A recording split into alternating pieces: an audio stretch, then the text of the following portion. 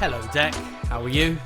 Hello there, George. I'm very well. How the devil are you? I am really, really good. I'm fresh back from my trip to Dublin, where I was taking on the Froch in a poker tournament, Deck.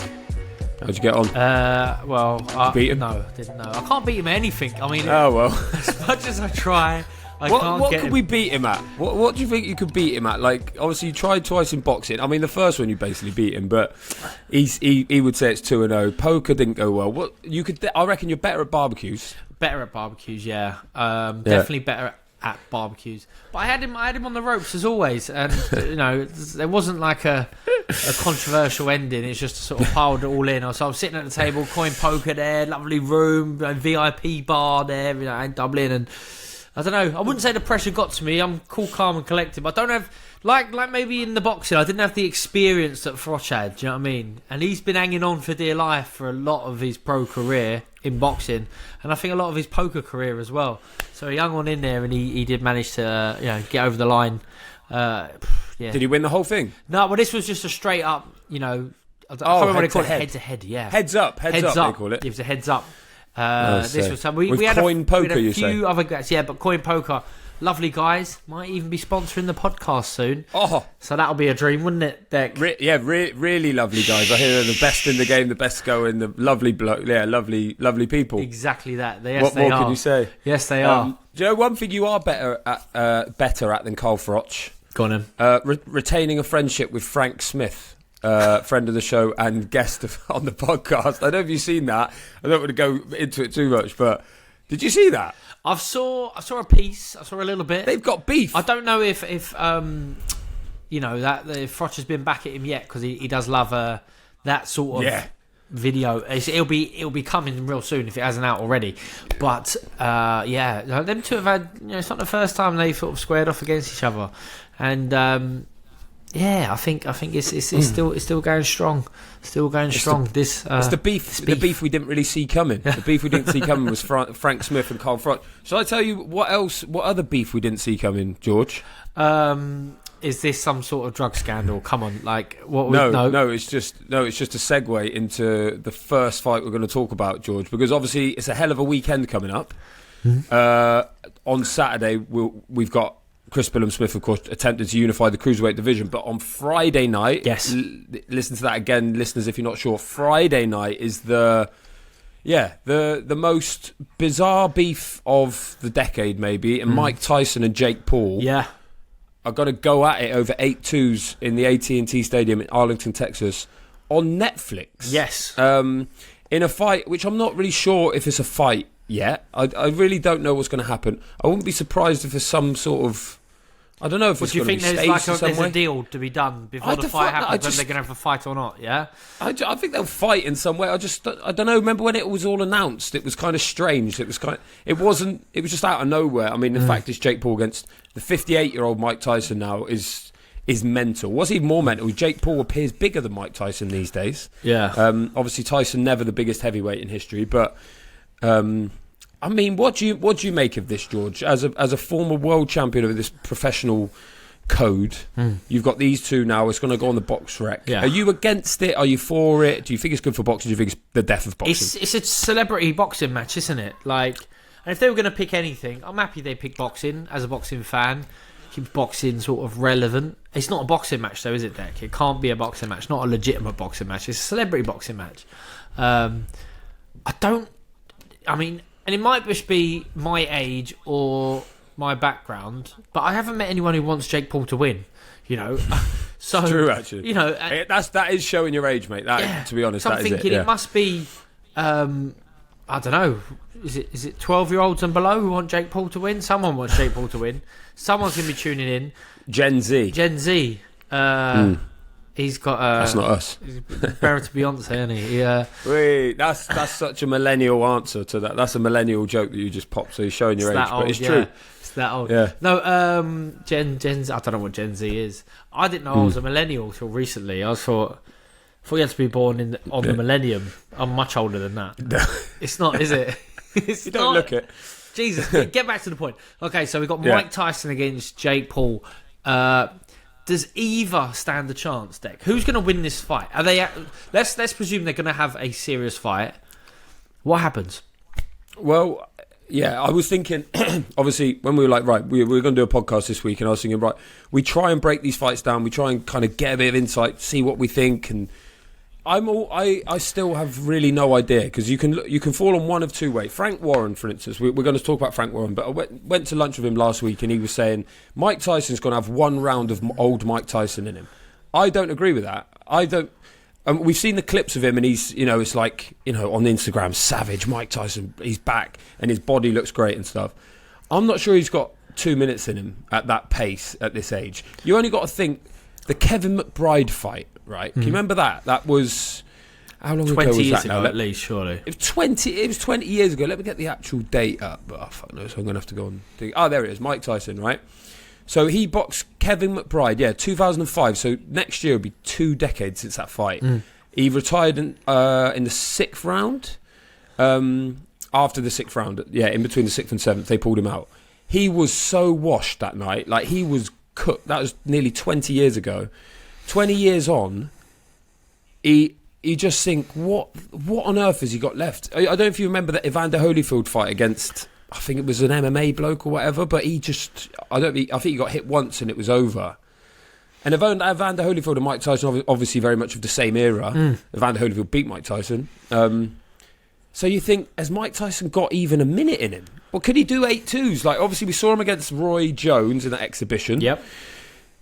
Jake Paul is a YouTuber, but he's a puncher of sort of some distinction at a level. Like, when he hits people, they've been going to sleep. He knocked one guy out, didn't he? He iced that guy that looked really good. But I don't think he wasn't a boxer. I think he might have been a basketball player or maybe an MMA guy or something. Yeah, he beat Andre August, who was a boxer. He beat him in 1. Nice. Beat Ryan Borland, who I think was a boxer as well. Beat him in 1. He stopped Mike Perry. I think he was an MMA bloke in 6. So, like, he's obviously went the distance with Anderson Silva, Nate Diaz, and Tommy Fury, and lost the split to Tommy Fury. Yep. So this is a fit young man who trains like fuck against this 58-year-old Mike Tyson. I don't know where it's going to land. Is it going to be Jake Paul is a YouTuber, Mike Tyson's one of the most devastating heavyweights in history, or is it a 58-year-old man against a fit kind of upstart? Yeah. I really have no idea which way. Do you want me to answer it for you then, Dick? Could you, yeah? Mike Tyson can knock him out. Oh, okay. We saw it in the Hangover. It's got to happen. It's going to be like... Hangover's about 15 years old. Still got it. I can feel it, Dick. I can feel it. It's in the air tonight. What? Right. He's getting it. And you say in these 2-minute rounds, he hasn't got to fight for the whole 2 minutes. He's got 8 rounds to fight, 15 seconds in each round. He's got more than enough about him to be slipping and sliding, setting up, sitting and sliding. Whom! It's coming, Dick. I reckon Jake Paul's in for a shock. You're convincing me. Yeah, no, look, Tyson, are his best days beyond him? Surely. Do you know what I mean? Mate, definitely.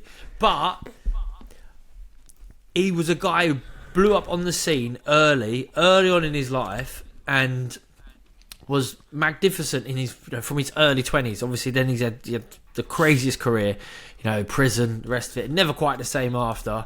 Same with Ali, prison, never quite the same after. But it's a strange one because you're like, yeah, Kevin McBride, Danny Williams, near the end, Tyson's gone. Is it there? But maybe just coming away from boxing, just getting himself fit and healthy, and fighting a YouTuber, that is the way to look back on top. I'm going Tyson. I reckon Tyson knockout.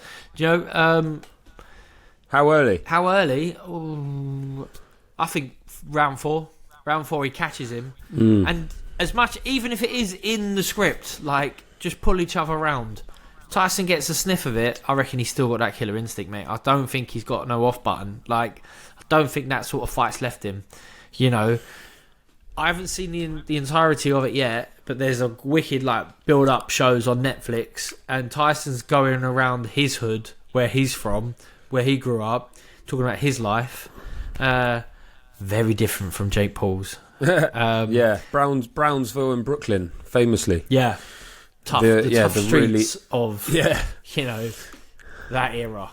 Wow. Yeah, very different. But But you say very different. The other thing that bred in him, and obviously he had like a tumultuous upbringing and all sorts of stuff going on. If you ever read his book and all that sort of stuff, unbelievable upbringing is the sort of stuff that forges a fighter. But also we know he was like fueled by this intense hatred for anything, and he was like, he said he was petrified every time he went to the ring and all that sort of stuff. And what that bred in him was that like that character that we got, the savage. But now he seems like a pretty happy geezer. He's 58. He's got a weed farm. He's got a podcast. He is chill. He's not scared of Jake Paul one bit. No. So he's no longer angry. He's no longer scared.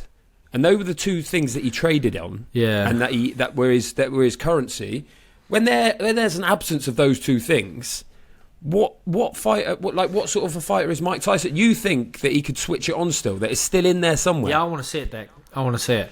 So do I, but I'm not sure if it's still there. We're talking about, being scared brings the best out of him. I wonder if Jake Paul is ever scared. Do you know what I mean? Because he is the epitome of what I'd imagine is fake it till you make it. Do you know what I mean? He tells people, not convincingly if you know anything about it, that he is legit. I mean, he bends the truth, to say the least, to fit his narrative. He'll say, I've beat this guy. None of which are, match up to a contender within boxing. They're either former mixed martial arts fighters, just someone from any other sport. Even this time he's saying, finally, everyone, get off my case. I'm fighting a legitimate boxing legend. It's like, yeah, he's 58 years old, mate, right? The pressure's on him. He's got to go out there and deliver. And he's not from boxing. He's not boxing stock. He's still learning his craft, surely. He's still there, I think he might be a bit nervous this time. Maybe a little bit more nervous than usual. But maybe that's how him and his brother and lots of the other characters within that industry, thrive, is they put themselves in really uncomfortable situations and they just deal with it. So that might be something to compute. But also, they're business people as well. They're businessmen, businesswomen. They've always got their finger in a lot of pies. They've got to do so much commercial activity. You don't want to take your eye off the ball. Maybe Tyson, he's a bit more wily in that respect. He knows how to build for a big fight. He knows what he's doing. He knows when to switch off. He knows how to deal with fight week, etc., etc. I don't know. Maybe it's just wishful thinking, Deck. Maybe I just want Tyson to shock the world. What are you doing? You back in the draw? Yeah, I think it's just got draw written all over it, 8-2s. Now, to be fair, I do think this could be a distance fight because we see sometimes they just fizzle out into that. Like, his brother Logan boxed Floyd Mayweather. Yeah. It was like, and that went the distance. Floyd especially. Yeah, Tyson.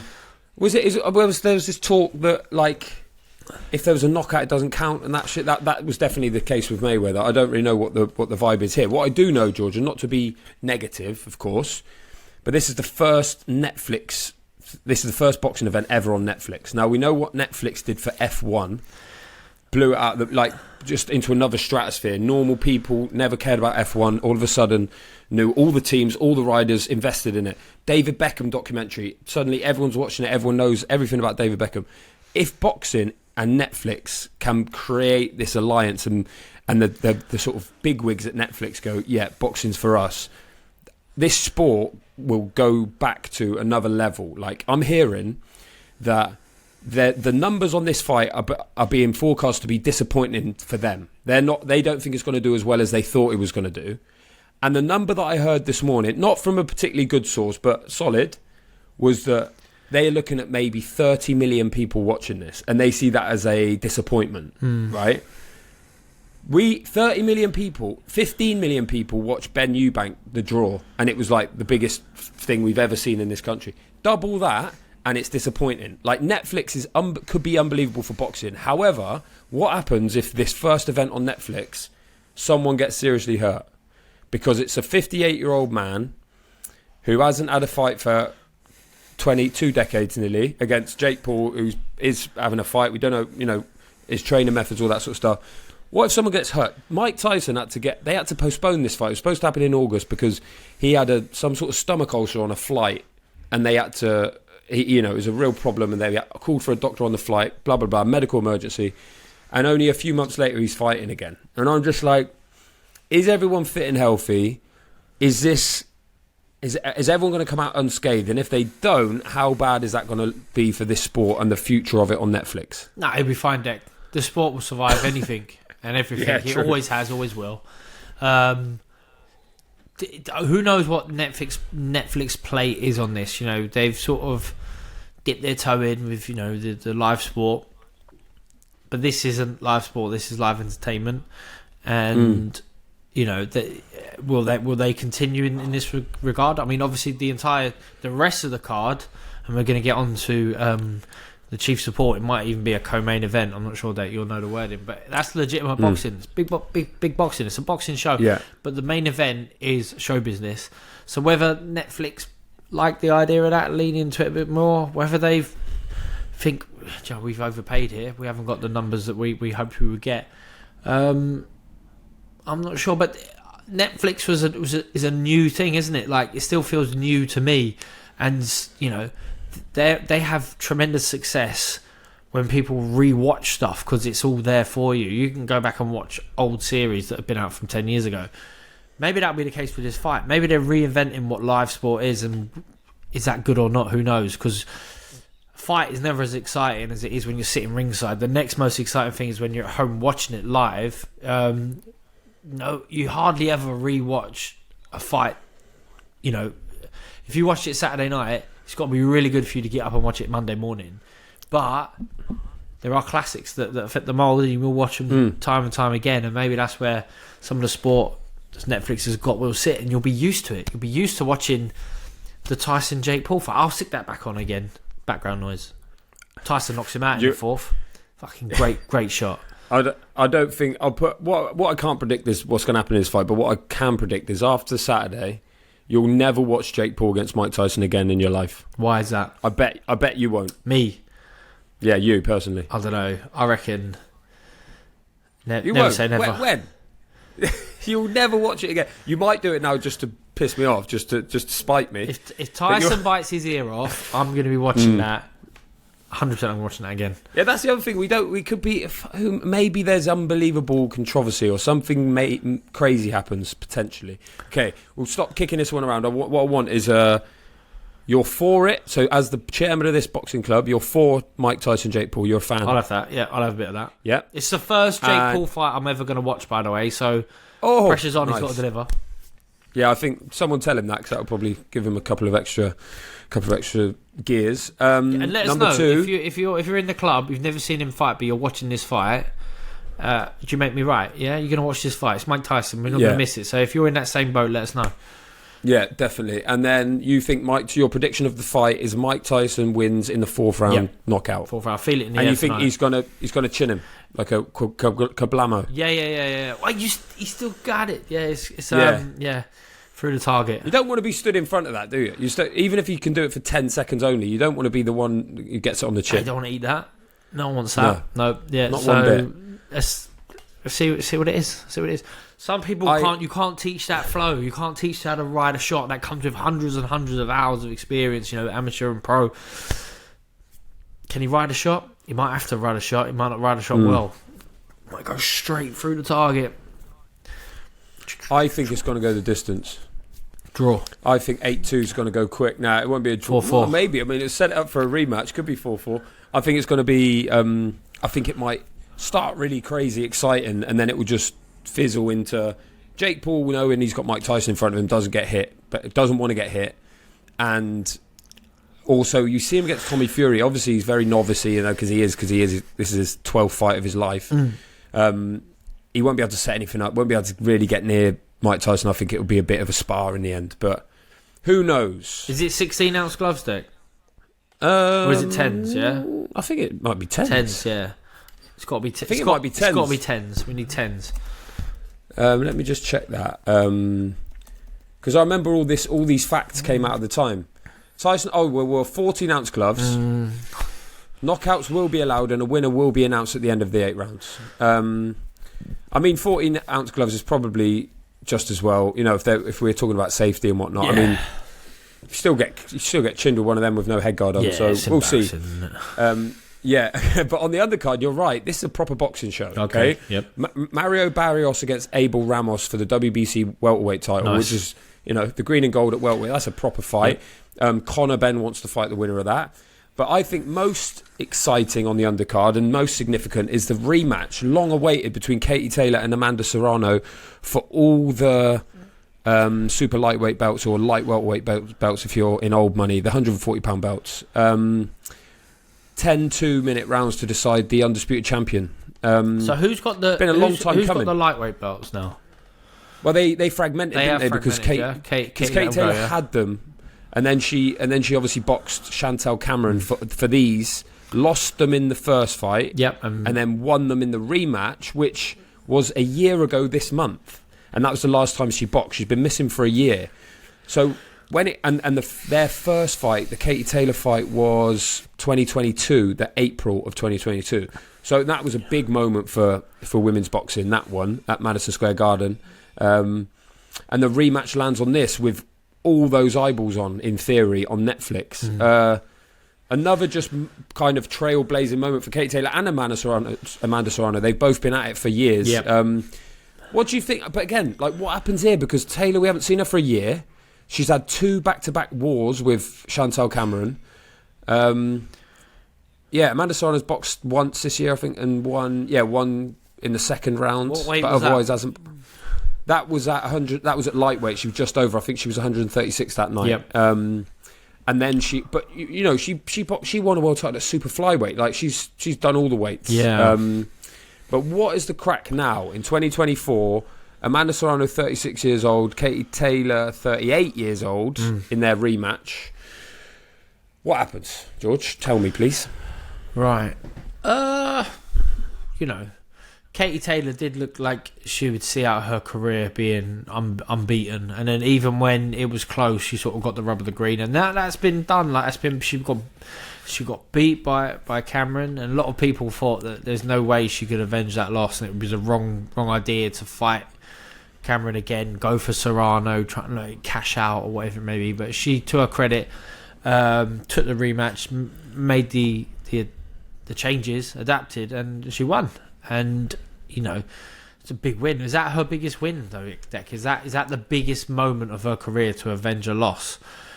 So I think so. It is hard now. You say at 38, you feel like she's been boxing forever, and to now go back into another big fight. But Serrano the same. So it is like they're veterans of women's boxing. They're two of the best to have ever done it, and there's still enough fighting there for this to be a really good fight. But I'm not sure how it goes, Dick. I think, is it poetic justice for Serrano to get a win? And then maybe it happens again. If Taylor wins, could it happen again? Does either or in a position where they really want to fight on for much longer, or do they're in a position where they only know boxing, they love boxing, it's boxing for life, and they'll just keep doing it until it's no longer possible? I'm not sure, but they're always all action, aren't they? Both ladies. So and over is this one 2 minutes? 2 minute rounds. It's back to twos. Yep. Because Serrano did have a fight last year.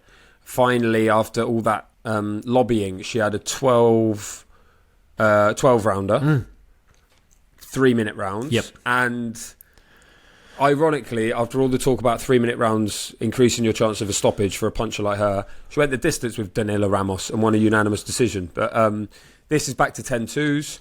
Obviously, all the belts on the line. We know the WBC don't like 3 minute rounds for women. So anyway, so it's 10-2s.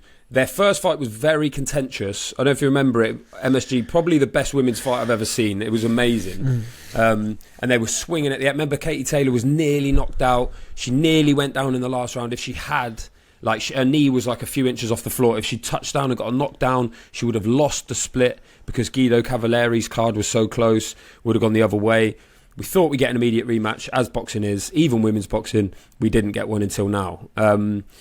But it's kind of one of them where I've had no access to Katie this time. Normally before fights, we'll interview her in some way. Like when I was doing a lot of work for Irish newspapers, always be speaking to Katie Taylor. Nothing. And I don't know if she just locked herself away. Obviously, she trains out in Connecticut. Don't know where her head's at. she lives for boxing. Obviously, boxing and God, they're the two things that she cares about most in the world, and she ain't leaving boxing anytime soon. And she's got this fight on the biggest platform possible. I just think it's going to be another 10 2-minute rounds of pure action, where it's kind of one of them where you can flip a coin at the end and argue who you thought won. Yep. So can I push you to no, I don't know. I'd like a clear winner, but I don't think we'll get one. Ooh. I'd like a clear winner, wouldn't you, Dick? Yes. It's very much up for debate, and that's the problem. I think sometimes you do have with 2-minute rounds is it is all action, and some people love it. They're like, "Oh, look how many punches are thrown," but the purists will want to see stuff set up. People see you miss a few shots and walk them onto a big shot, and just have a bit more definitive which way is swung. So I'm not sure, but as I say, I think Serrano might be just getting Taylor at the right time for a rematch to try and avenge that first fight. But who knows? And Jake Paul, he's big on Serrano, isn't he? Like, he's big on Serrano. That was his sort of project when he became a promoter. He was stunned by how little she was getting paid and stuff, and really pushed. And that's why this fight's on this card. Yeah. You just wonder, a year out for Katie Taylor, is that going to be a good thing, a rejuvenating thing, or is it going to be at her age, like she could have done with some momentum going into this fight? That's the only kind of intangible I can see. It could go one of two ways. They were scheduled, weren't they? So the fight got pushed back because of Mike, dear old Mike. So yeah, I'm not sure, Dave. Can I press you for a prediction? You got one? Draw. Right. Oh yeah, I think draw's safe. To be fair, draw, I pick draw a lot, but this one is draw written all over it. I think if anyone's getting stopped, I think it's Katie Taylor. Not that I think she will, but Serrano's the puncher in the fight. Obviously had her really going off in, I think it was the 5th round or something in New York. And yeah, she's had 2 wars now. Obviously she's up a weight, but so Serrano. But I think it's going the distance, and I think we'll see a lot of hook cross from Katie Taylor. It's just whether Serrano can land one of her big shots. Well, we will not miss it, will we? Absolutely not. No, and I hope all the people who are tuning in for Tyson Paul tune in for the undercard. Again, like, these are non-boxing people, a lot of them. If they really are going to get in the tens of millions, it's like, are they going to sit down and watch the whole show? That would be great if they do. But we'll see. But then, that was Friday night. Yep. So we're working chronologically tonight on this pod, George, aren't we? Well, that's because on Saturday, yeah, that's if like Serrano's after Tyson. So stop saying chronological. We're only going to get like people messaging us venomously. Oh shit! Like, I see what you mean. Yeah, we've just done. I've just tuned in for Tyson. I've realised that fucking missed the Taylor Serrano fight because you said it was chronological. It's supposed to be on after. Yeah. So we've done the shows in chronological order, haven't we? Yeah, true that. Yeah. So what we got Saturday the 16th, George? Saturday the 16th, live from the Kingdom of Saudi Arabia. I think it's in Riyadh, this one. It's Latino night. So... And the feeling's right. Yes. Who sings that? Oh, this is ladies' night. Latino night. Oh, Oscar De La Hoya sings this one. He does, yeah. It's actually the venue in Riyadh, not the Kingdom Arena where all the other stuff's happening. It's another one called the venue. Easy to remember, isn't it? Yeah. I don't know how they came up with that. Do you reckon that's like a mistake? They did. A mistake in translation or something, and someone's just wrote, it's supposed to be like, I don't know, Copper Box, but it's actually the venue. They've messed it up. Well, on BoxRec, it's actually called the Venue Riyadh season. Riyadh. Saudi Arabia. They don't fuck about with their names. It was like, the Venue Riyadh season. It was like when they did the Wembley one. So the whole town is called Riyadh season. Like, it's not fighting in like Greenwich, London. You're fighting in Riyadh season. The Venue Riyadh season. It was like the card they did at Wembley was called the Riyadh, just called Riyadh season card. It's like it does what it says on the tin. But the point is, at the top of it is friend of the show. Yes. And friend of ours, Chris Billam-Smith, the WBO cruiserweight champion of the world, in his long-awaited, I didn't and even highly know he was anticipated. Latino. So yeah, I know he's from Bournemouth. Yeah. I mean, they do get a lot of sun down there, but Yeah, Ariba. He's boxing Gilberto Zurdo Ramirez, the 46-1 Mexican. He's definitely Latino. The former super middleweight champion, your old division. Who went to light heavyweight and last year went to cruiserweight with a sort of 190 fight against Joe Smith Jr. And then in his first fight at the championship weight, he won the belt against Arsene Goulamirian, the WBA belt, which brings us nicely onto Latino Night, the first coordinated event between Oscar De La Hoya's Golden Boy Promotions and Riyadh Season, and it just so happened that the main event had to be Bournemouth, the fighting pride of Bournemouth, Chris Billam-Smith in that unification fight, George. A big moment for this club. We haven't had many people in unifications, have we? No, we haven't. No, I don't believe we have. We had Ellie Scottney's unified champion, Chris's stable mate. Yes. Tracking my brains, I don't know who else we've had. No, I can't think if there's any unifications as such. So it could be the first man we've had. Yeah, CBS, I think you might be right. He's the first male. I think he's the first. I was having a look. He's the first Englishman. David Haye unified the No, he didn't unify the cruiserweight division. He became unified champion because when he beat Mormek, he got 2 belts, didn't he? But he didn't go out there as a champion. No. So it'll be the first unification fight, therefore, since David Haye and Enzo Macronelli, I think, at cruiserweight. Well, that was after Mormek anyway, weren't it? Exactly, yeah. So that's the first one where an Englishman and obviously a Welshman involved. So this doesn't happen very often. No. At cruiserweight. Tony Bailey obviously won the WBC belt, didn't unify.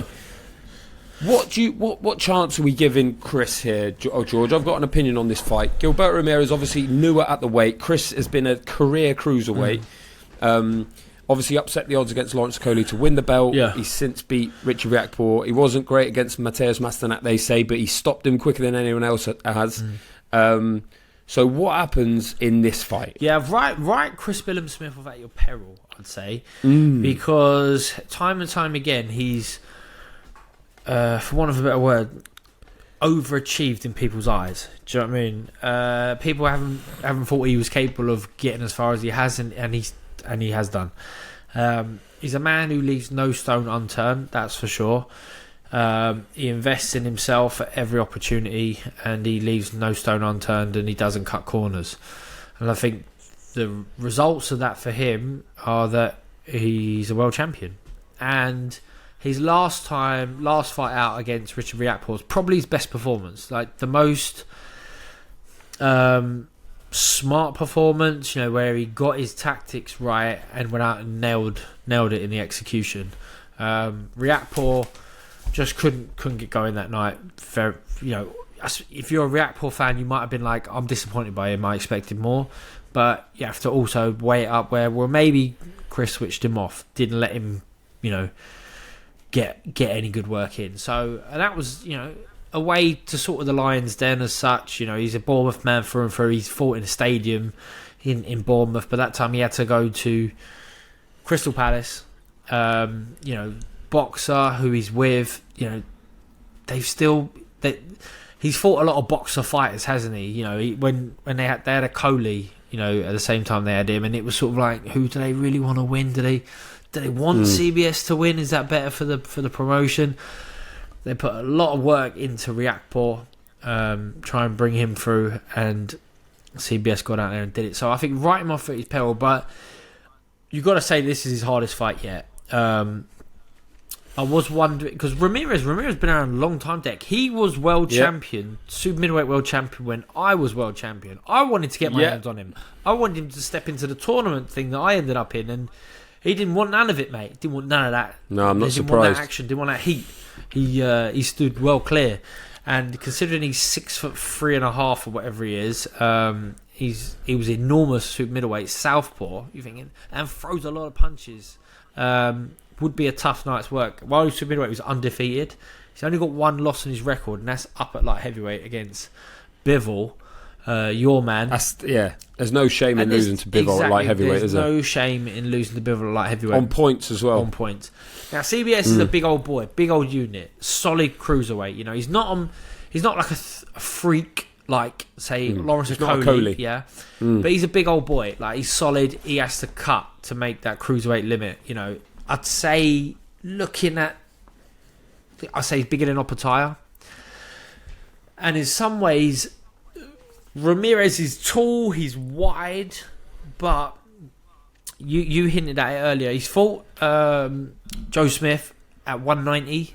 You know, both of them were around the 190. That was obviously an agreed weight. And he kind of didn't look that big. He looked kind of fleshy at that weight. He didn't look like he'd sort of filled out particularly well. Up fighting Billam-Smith at the full cruiserweight limit for the world title, I thought he looked even better, like even more filled out of the weight. So what that was all about, I'm not sure. And he boxed brilliant that night. I think that was one of the best I've seen him box. Yeah, can I just pause you there? Get in there, go on. Can I just a little devil on the shoulder on that, because that was a good win and it was his first fight at cruiserweight. However, that was Billam-Smith's second fight in 5 years. We know he's been very, very inactive, Billam-Smith. The one before that was against 11-0 Alexei Egorov, which went 12. So that was his only fight between the Zurdo Ramirez one and the Konstantin Bezhinaru one in 2019. Just a caveat on that win for Ramirez against Billam-Smith. Please continue. All right, mate. Thanks a lot for that. Jesus, I was trying to get in a bit of a flow. Right. So, yeah. So this. But so you think he looked good at that weight? I just said. Thanks for that, mate. Fuck that off, right? He beat an out of sorts fucking. Not out of sorts, but it's worth. I think it's worth pointing out that Arsene Billam-Smith was probably the most inactive champion in the whole of boxing. Yep. Right. Okay. So, let's break it down in a different way then. So we're saying, this fight is going to happen. Who wins and how? Right. Mm-hmm. How does CBS win fights? He wins it with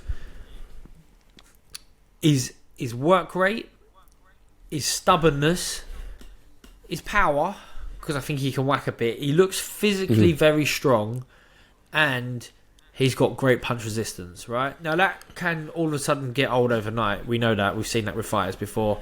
When all of a sudden the shots that they used to ride, they don't ride anymore. You know, they have a bit more of effect than they used to. But time and time again, you can't break his heart, CBS. He bites down the gum shield and he comes again. He's actually now got confidence, I'd imagine, in that. Like most fighters, if they have a slow start, they panic. Him, he's like, don't worry. It almost fits the game plan. I'll just keep coming. I'll just keep getting stronger and stronger. Ramirez, without studying him, I'd say, right, he's a big guy, he punches in bunches, he lets a lot of hands go. He's not too fussed about hitting you with that one-punch knockout, but he will just keep punching, keep putting little dents in you, little dents in you, little dents in you. Who knows if both guys are thinking, right, I've got to pick up rounds. Don't drop no rounds here, because the likelihood is this ain't going to finish before the final bell, and it might be all to play for in those last 3 or 4 rounds. So don't drop the first two rounds trying to feel him out. It might be, right, come out fast, finish every round strong, make sure you've got the eye-catching shots, make sure you're picking up the rounds, scoring the points, because the likelihood of either man getting stopped is unlikely. So I can see an all-action affair. I can see them coming together. I can sort of see, even though it's orthodox v southpaw, the style's gelling, where you're still going to see loads of good work. It's not going to be untidy or unorthodox. A lot of shots landed. Maybe one guy getting buzzed at some point, but the powers of recovery on CBS are exceptional. And are they yet to be tested with Ramirez? Because, he's only had one loss in 40 plus fights. I don't know. Can you remember him getting buzzed, Deck? I'm sure you've got it right there and then. No, where is it? One fight? Not really. No, I mean, even the Bivol fight, he lost wide, but it wasn't a beat. I mean, it was a lesson, but it wasn't like a beat down. Yeah. I think a couple of things you mentioned there. One is the size. Obviously, he was always big at super middleweight. He's, for me, one of these guys who's always had a height, and I wrote this. I did the preview of Boxing News. He's had a height and reach advantages over almost everyone. Even Arsene Billam-Smith at cruiserweight, he was 6'1". This was not a big cruiserweight. Now, you said, and Chris admits, he's only just sort of really established himself and filled out of the weight at cruiserweight. But he is the bigger man here, or at least he's not someone that Zurdo Ramirez is going to be able to outsize in any way. So if you're used to outsizing people for that long in your career and all of a sudden you can't anymore, you've got a problem. He's very good and he's a southpaw, which is another thing here for Chris, is that Chris, I think he said he never boxed a southpaw in the amateurs. He's boxed one southpaw in the pros, and that was his 5th fight against Georgi Danut, who's 11, 26 and 7. So he's never boxed like a southpaw with ambition. He's had good sparring in. He had Joe Ward, he had Karol Talma, a few others, can't remember who, but he's had to obviously work at it. But I think he's too big. I think he's too big, too strong, too underestimated in this fight. I think they're going to underestimate him. I know they've got Malik Scott, who's obviously an Elite Club member, been on the show. I think he's part of the team now. I don't think that's not good news for someone. Malik Scott. I genuinely think they're looking past. I genuinely think they'll look at his record. They go, yeah, he lost to Riyadh, but I don't really see. He's done it in England against Okoli. They won't quite understand the context of that. That's what I just think, and I think they're not going to anticipate the heat that he's going to bring, and that's what he does, isn't it? With the way that he fights, Ramirez not used to that one bit. I think CBS going to. He's going to punch fuck out of him. I think he's really going to do it. And he's an underdog with the book. He's pretty clear as well. Yeah. And that says a lot about this fight, I think. He's not expected to win, Chris. And what does he do when people don't expect him to win? He goes and wins. Yeah. Yeah. I mean, I'm trying to take my friendship out of the equation. Yeah, that's hard. Yeah. And then I was like, is he the favourite? I've got to work that out. Is he the favourite? You know, maybe he is with natural size, but also Ramirez has been a world champion for a long time now. Yeah, true. Operating at the elite level for a long, long time. True, maybe they're overlooking CBS, but also maybe they know enough about themselves to not do that, to not overlook Chris Billam-Smith. He's the chap who you don't at the moment. You don't overlook him. You have to look at the times where he's had sticky moments, where he's looked like he gets caught. He gets caught a lot. Sometimes he'll show, whether it's true or not, he has that look of someone who looks like they've been hurt or buzzed. And maybe they'll watch that and take confidence from it and be like, right, well, that's what we're going to do, and this is where we're going to build upon from that. I didn't realise Malik Scott was in the corner, and he's a knowledgeable guy, Malik Scott, but I think he can overcomplicate things a lot of the time for a lot of fighters. Did it for Deontay Wilder, try and overcomplicate it. Just like get the basics done well, get the basics done proper, and you need your basics against someone like Chris Billam-Smith, because it's not lightning fast. His hand speed's not lightning fast. It's not all about like mad reactions, but if you linger in punching range, it will take advantage. And the core power that he's created now, the torque that he's got, on the bent arm shots, the inside work, it's really good work. It's really powerful. You don't ever want to give any of the free shots, and he will just keep coming. He will break your heart. So you want to have the mindset of, if I walk him onto something, great. But if not, man, I want to be banking rounds against this guy, because I don't want to be, one round. There's only one round in it with 4 rounds to go, because he's going to come like a fucking steam train, Yeah. He's got no off button like that. So, and he'll fight to the very last second. Sometimes he looks tired, and then it just comes again, and there's another burst, and, it was Mastinek who pulled out with a bad rib, wasn't it? Yeah. And you think that guy, he's had him in all sorts of trouble up until that point, but he thought to himself, broke his heart. His rib punched his heart, and then he said, I have had enough of this shit, get me home. He was a physiological marvel that his rib just went directly into his heart and it broke. Let me just give you this quote, George, from Malik Scott. No disrespect to Billam-Smith, but this fight is a mismatch. Zurdo is a big, strong southpaw who's faced tougher opponents than Billam-Smith. He's a powerful body puncher with great angles and incredible boxing mind. Billam-Smith is big and keeps coming forward, but he's a one-trick pony. He's a one-trick pony, but he's the cruiserweight world champion, isn't he? So yeah, hell of a trick. It's like, what is that one trick then? Like, what is the one trick that he just mauls you and does you and beats you? Yeah, he's got loads of tricks, but that just gives you an insight into what the. And if Malik Scott's saying that, maybe they all think that. They think, okay, this is the route to the title. They're looking at Jaya Patara and being like, he's the hard one. Let's go and get the other belt and get some more money on the table. And that is, for me, that's just good news for Chris in a fight like this. Yep. But he's in confident. He's in confident mind. He's feeling good. He's ready to go. Yeah. So can I? So you friendship aside, then. Actually, fuck it. You don't even have to put friendship aside. What's your prediction? I don't think it's easy. I think this is, in many ways, Chris's hardest fight. I think this is close. I think, he would have got the tactics drilled within camp. Shane McGuigan in the corner. They're big on that sort of stuff. They would have searched him. He would have left no stone unturned. He would have got the right southpaw sparring in.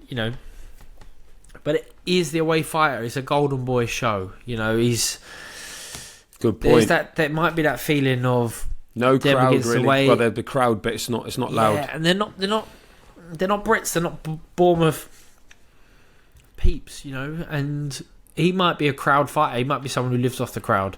He's fought in Bournemouth and he's been behind and he's got the win. He's had them meteoric moments, but he must know that, like, at his age, where he's at in his career, every win just keeps this show on the road. I'm going to go Chris Billam-Smith on a close win, a clear win, but there's going to be a lot of rounds that might not go his way. I think it will be points. I don't think he'll stop Ramirez, but I wouldn't be. I don't think he will, but I wouldn't be surprised if it does. But yeah, I'm backing the Brit, the gentleman, Chris Billam-Smith, and then on the way home, he's giving away his first class seat, and he's just going to be sitting in economy with us mere mortals. Yeah. Rightly so. I agree with you. I think Chris Billam-Smith wins. I think also kryptonite for a southpaw is a left hook. Chris Billam-Smith is a left hooker to head and body. I saw him in the gym the other day. Obviously, he always looks sharp and he's always strong and whatnot, but he was hooking like fuck, right uppercut, left hook. I think he might be behind like he did against Lawrence Okoli. Just have a look, see what the crack is, and then he'll take over. He'll outwork him. He'll drown him. I don't think Ramirez is going to be expecting it, and I think he's going to have that forlorn look on his face, like in the 11th round when he's sat on the stool going, "What the fuck happened here?" And who knows? Maybe get stopped. Or CBS out hustles him. What do you reckon he'll go out to celebrate with for dinner after Latino night? Should be tacos or something, or tacos all the way. Enchiladas. What would you go out with if you won the main event Latino night? What would you have? Well, the problem is they'll be fighting. Like by the time you've done the presser and that, it's sort of like by the time you get back, it's about 5 or 6 a.m. on this? Just tell me what you'd have. Well, I'll just have breakfast. I'd have enchilada breakfast. But that is proper Vegas. That. Vegas journal, like whatever's open. Yeah. But you can't tequila. You can't have tequila in Saudi Arabia, as far as I'm aware. No. You have to go to the embassy. Chris doesn't drink. Chris is totally teetotal as well, which is another thing in his favour. Like you say, no stone unturned. And the winner of this fight is probably almost certainly going to fight Jaya Pataya in Saudi for even more money. Like, this is a life changer. This result. You either win that fight. It's a bit like, on Who Wants to Be a Millionaire, when if you get beyond 32 grand or whatever, you go into those big money ones. He's got one question left. If he answers that question, because he's been plugging away, he answers that question, his life, his family's life for generations to come changed. Well, CBS told me that he's going to see out his career with southpaws, Deck.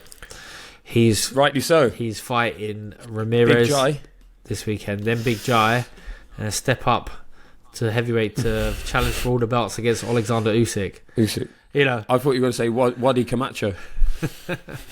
I'd watch it. Okay, well, so both of us back in CBS. You couldn't have predicted that, I'm sure. But Friends that's of the what show. happens. And and he's a big underdog with the bookmakers, so who knows? One thing, so away from that, hold on, let's just have a quick rundown of the undercard. Obviously, Latino night, it's a showcase of all the Golden Boy fighters. There's only 6 fights on the card. All we need. Ziad Almayuf against Juan Carlos Ramirez Garcia. Love that fight. Almayuf obviously is the local boy 6-rounder. Yeah. Then you've got Oscar Duarte against Batizan Akhmedev at super lightweight over 12. Oscar Collazo. This is a minimum weight unification. Oscar Collazo against Tanamoon Neongmatrong, who is otherwise known as Knockout CP Freshmart. That would be really good. Watch that. That's William is that a cryptocurrency? What, Knockout CP Freshmart or minimum weight? So you sound like a millennial again. What is minimum weight? £112, is it? 112. It all gets a bit murky when you get down there. Yeah, that's how much you Bitcoin. get for whatever his name is. Yeah, £112. Knockout CP Freshmart. William Zepeda, who amazingly is number one with all 4 sanctioning bodies, which I think is so cool. Like, he's number one with all of them, which is unheard of. No, William Zepeda Crawler. No, William Zepeda, and he fights Tevin Farmer. Remember Tevin Farmer? Yes. Remember him? Yeah, he's fighting Zepeda. Zepeda is looking for Zepeda against Shakur Stevenson next. Nice. Just got to win that. Thank you. I just made that up. That was good. And then Jose Ramirez, who, remember, we lost to Josh Taylor. He boxes. He's 29-1 and boxes the undefeated Arnold Barboza Jr., who's 30-0. So very all-action fight guaranteed. He's in Pirates of the Caribbean, isn't he? Arnold Barboza Jr. Yeah. I don't think he is. No. He is. Come on, do the punchline. Didn't catch me. No. Do the catchline. No, that's a great show. So that's the undercard. It's a great show. It's even better because CBS has got the nod, got the call up. I'll tell you where you can watch it. It's on Sky Sports. You can watch it on Sky Sports. I'll be there. Unbelievable. You're on there, and it's free to air. It's just on normal Sky. Oh, is it? Sky Sports Mix. Sky Sports Mix, I think. Does that mean less money for you? I'll tell you where you need a new agent. I'll tell you where somewhere you can watch it though. I'm sure, maybe worldwide. DAZN, right? So shout out Sky Sports giving me the work, but also DAZN, and also big news. We got to talk about Dex. A quick little skimming in is you need to tell me what's going on because Queensberry have announced this sort of deal that they're now moving their content to DAZN. So they're right in there, in and amongst it now. Obviously, DAZN, you think Matchroom, but now there's Matchroom and Queensberry. What does that mean for the existing sort of... It's TNT that have got the Queensberry deal. Are they pulling out of boxing? Are they just giving up? Or are they going with someone else? And are we going to... Golden Boy have got 50 dates, if I'm right. Yep. Matchroom have got 50 dates. Queensberry have got 50 dates a year. That means we're getting at least 3 shows a week on average. That's not bad, is it? That's insane. So from April the 1st next year, April Fool's Day, Queensberry Promotions will start on DAZN. So does that mean we can cancel TNT? We don't know yet. Is someone else going to make a play for TNT? I'm hearing they're going to do. Yeah, maybe we could. But I'm hearing they're going to stay in the sport and do the pay-per-views, which that's what everyone's for doing, me. But it just don't work. I don't think you need to be building. So maybe there's Cyclone Promotions. Maybe Cyclone. So what you're make saying a play is for it. Barry McGuigan's going in the jungle, right? Shout out Barry. He's going to raise the profile. Cyclone, who Shane McGuigan has got all the fighters on Sky. Jake. Do you think they're making a run? They might.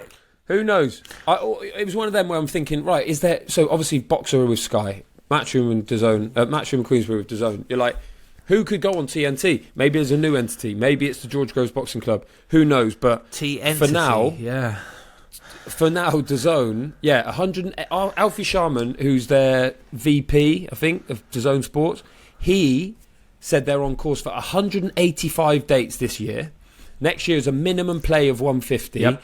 They wouldn't tell us how many of that Queensberry are obliged to do, but like you say, it looks probably around 50. George Warren, at the lunch that I was talking about, George Warren said the reason they've done this, they love TNT and all that, but the reason they did this is the global footprint that DAZN can give them. So they're going to do the same as with Matchroom, as it seems, and go further afield, go abroad. He said they say they've got opportunities in China with Zhilei Zhang. They've signed international fighters like Brandon Lee, the American, all these people. Is that good for British fight fans? The answer, they say, is yes. It means that they've got more investment, they've got more dates, they've got more opportunity to do crossover things with Matchroom. They say there'll be no more clashing. They're all under one roof, which means good news for British fight fans. They would say that, of course. They do make a compelling argument. The proof is going to be in the pudding. What is the pudding? Because, well, the pudding's going to be 150 fight nights a year. Again, is that good for us, or is that, is that if bad? you had to describe each promotional outfit as a pudding, what would you say Golden Boy is? Nice. Golden Boy is a churros. Right, yeah. Churros with the chocolate sauce, like the chocolate dip. Yep. Queensberry. Queensberry's like, do you know what first came to my head? It's got to be a classic. Spotted dick. Spotted yeah, I dick, was going to say spotted dick. That's Christmas. That makes me think of Christmas. Jam roly poly. Custard. Jam roly poly. Fucking right. Yeah. Solid. Yeah. Like literally, but like unbeatable. Really, like they'll one day they'll write papers about Frank Warren and his longevity in the sport. It's unbelievable what he's achieved. He's into I think he's been going nearly 50 years now. Moving with the times. There was Box Nation days. There was got the TNT day. He was on Sky. He was on ITV. Now he's on DAZN. It is incredible what he's achieved. He is obviously the most durable man in boxing, but it's not just about durability. Like, he is flying now. Like, with Riyadh season and with DAZN, this might be like the best days of his promotional career. And he's what, however old he is. So he's jam roly poly and custard. Modern spin on a British classic, yeah. Modern spin. So okay, what's Matchroom? Matchroom. Do you want me to go? Okay, Matchroom, yeah. Go on. It's a little bit more fancy now, isn't it? It's a bit fancy. Yeah, I was thinking that creme brulee or something. No, not that fancy, yeah. But yeah, it's got something your grandma would never have heard of, like, I don't know, salted caramel, like a salted caramel brownie. Popcorn. Do you remember? That's so dead. Do you remember the old? Yeah, but. Matchroom are on the revival now, aren't they? Caramel brownie, that's shit. Do you remember? I think they've gone into liquidation now, but there used to be TGI Fridays. Yeah, and I they used to do a giant popcorn brownie. Yeah. And so you think that Matchroom are going into liquidation? Is that what you're saying? No, I'm not talking about the restaurant. I'm talking about the pudding. Someone's going to pick that pudding up, pennies on the dollar. Good business. Ask Barry. Barry Earn, he's a good businessman. He knows. He's going to bring back the popcorn brownie sundae. As long as it's not an eaten mess. That's that would have been. I reckon maybe like lemon meringue pie. Like, another kind of classic, but a bit more kind of harder to pull off. It's got like lemon meringue pie. I'll tell you what, when we start prattling on about shit like this, the podcast, we've gone on for too long here. We've had two shows to talk about. If you had to describe this podcast deck. Yeah, as a pudding, what would you call it? Spotted dick. Spotted dick deck, yes, you got it. Yeah, or crepe. It's not crepe. Suzette. We worked so hard on this. Yeah, it's a load of fucking crepe. Okay, right, puddings aside, Queensberry, as of April Fool's Day next year, and George Warren, that is, not George Groves, would not be pushed on whether they'll be promoting in America, but he did say April the 1st of next year they'll be kicking things off in a big way. No extra prize to DAZN subscribers.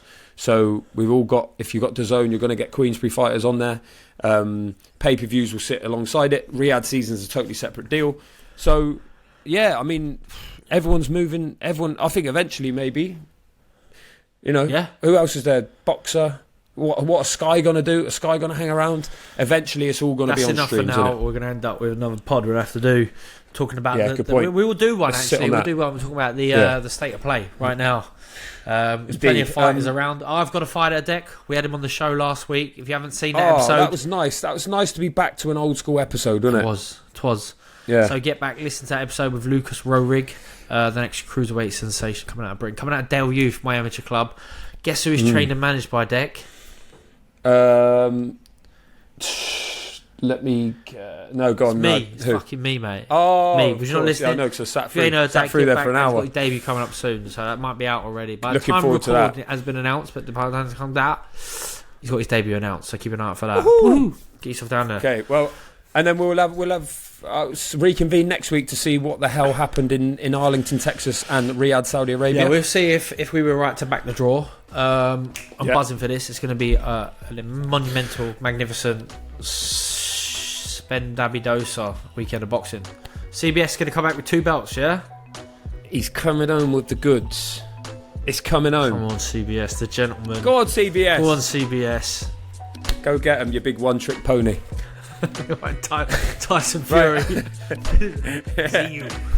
See you, you one-trick pony. Anyway, well, I'll see you next week, George. Ta-da. Ta-ra, Deck.